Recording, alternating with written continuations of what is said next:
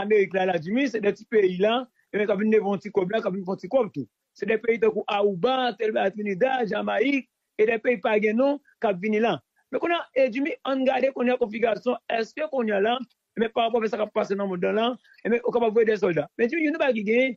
Premièrement, les gens c'est quoi ils faire. C'est pas, et pas des postes qu'ils faire, c'est quoi ils faire, et c'est où ils piller tout.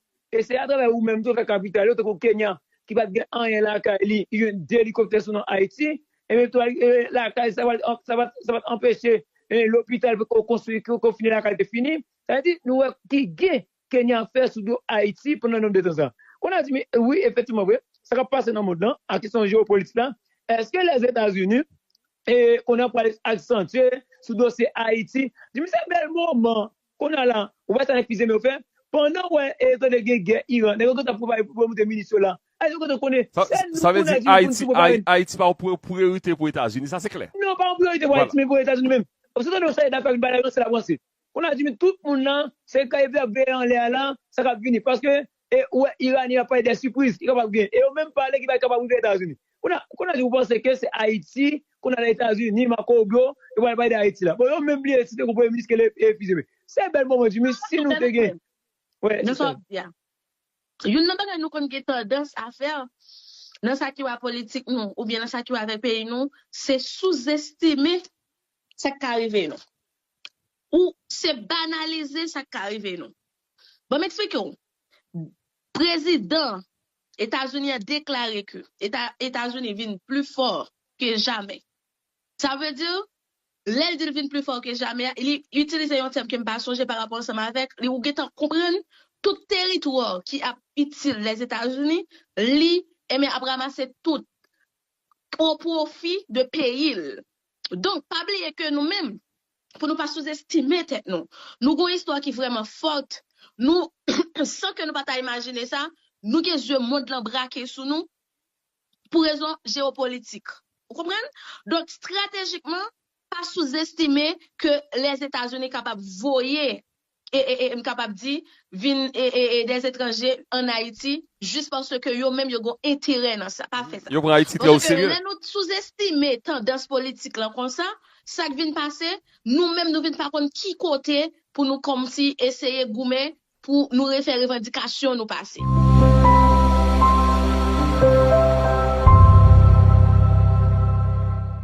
Les actualités politiques, culture, sport, éducation, santé, religion, nouvelles sur Haïti et le reste du monde, nous sommes le choix idéal. C'est parti.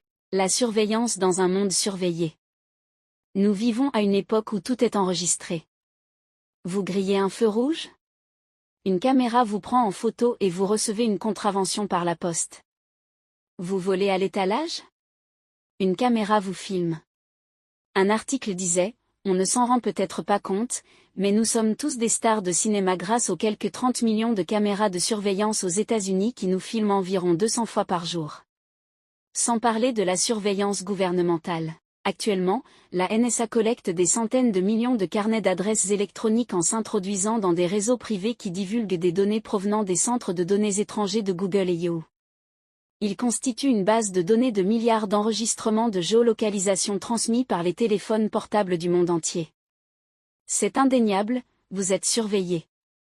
Soyez en conscient. Vous n'échapperez à aucune sanction. Si vous enfreignez la loi, vous serez pris. Parfois, les caméras sont même inutiles, car certains voleurs ou criminels sont tout simplement des imbéciles. J'espère ne pas recevoir de lettre d'un criminel vexé pour l'avoir traité d'imbécile. J'ai lu une histoire vraie à propos d'un braqueur de banque récemment arrêté au Colorado. Il a été appréhendé parce qu'il avait inscrit ses exigences au dos de son propre chèque. Son adresse figurait au recto. Mais le plus drôle, c'est qu'il avait utilisé un chéquier à l'effigie d'un adorable petit chiot, provenant de la banque elle-même.